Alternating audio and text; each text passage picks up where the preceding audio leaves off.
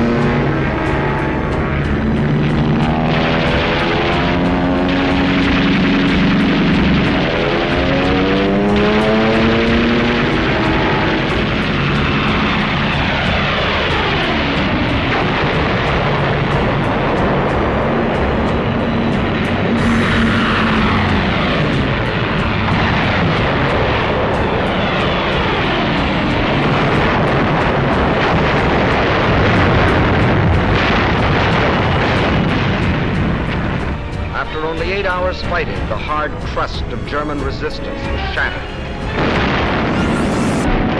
Our armor crashed through.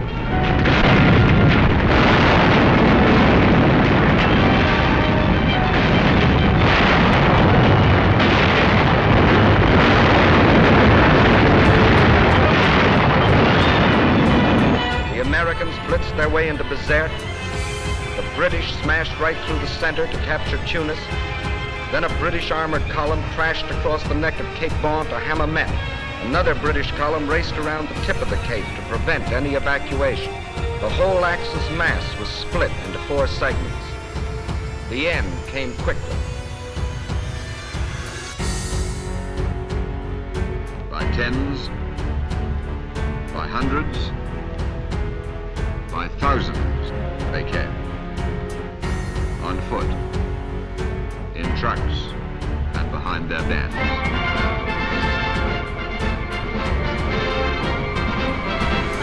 The greatest mass surrender of fully equipped troops in modern history. We had lost nearly 70,000 men, dead, wounded, and missing. 35,000 British, 18,000 Americans, 15,000 French. But for every man we had lost, the enemy lost 5. And at the end, 15 full divisions, 266,000 of their best men laid down their arms. No Bataan this, no Crete, no men riddled with disease and shrunken with hunger, fighting to the last barehanded. Educated in the school for power, they were quick to recognize superior power. And when they did, they quit cold. This is the end of the Axis African adventure.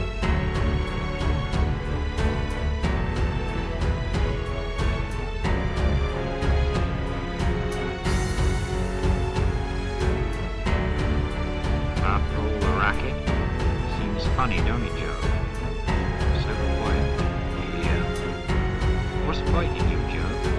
I don't know. I can't help thinking all the hard work that went into those burnt-out tanks and half-tracks and airplanes. Gone for nothing. Had to be done. Oh, sure it did. But still in all, think of all the trucks and automobiles and things all that junk might have been. I know. Bloody shame. Just because he was told that he was a Superman. Well, he never figured things out for himself. Never argued the toss, same as we do. Too bad he didn't hear some of our arguments at the old Dog and Fox back home. You know, I guess that's the real difference between us and them. We argue the toss, as you say, and they don't. Yeah, and when you don't argue the toss anymore, you aren't half a man anymore. You're just a blooming tool, like a spanner or a saw or a gimlet. Maybe they like it that way. Maybe they do, but suppose somebody tried to use you or me like that, Joe. Suppose somebody said put that fella's eyes out or turn a hose pipe on that Jew or on that woman. Would we do it? What do you think? You and me, Joe, we may not always think alike, but we do think. You and me and old Alphonse. And the rest, we certainly think all right. You know, George, I got an idea. Why can't we, after the war, the same work gang and me, keep on swinging together? What couldn't we do? Build more houses than ever was. Yeah, that's it. Ships, thousands of ships. And food so as nobody be hungry no more. Yeah, building things up instead of blowing things up. Like, I don't know, like dams in the desert, roads through the jungles, maybe bridges across all the oceans. We could do it, I bet you. Do all the jobs that wants doing and knock the block off anybody who wants to start another war. And bring the smiles back to the kids' faces all over the world.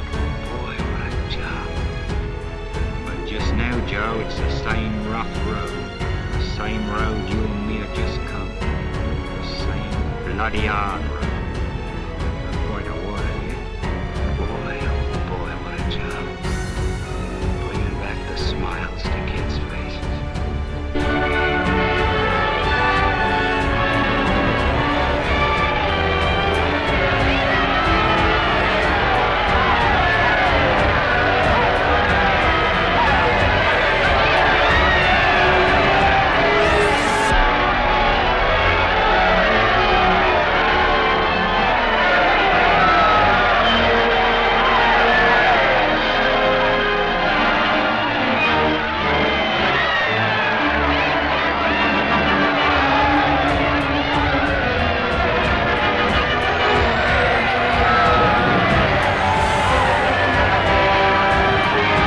Africa is free, and Europe that much nearer freedom.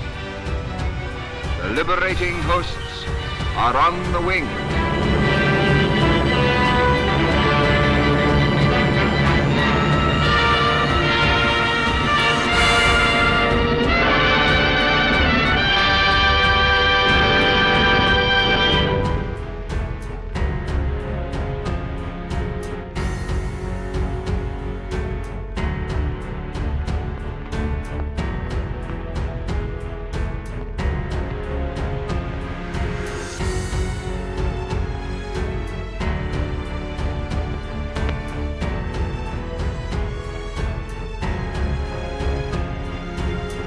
Thank you for joining me on this journey to explore the heroic history of Douglas MacArthur, the legendary warrior who never backed down.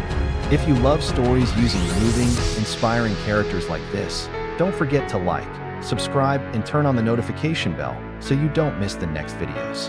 Your subscription is a great motivation for me to continue telling memorable stories in world history.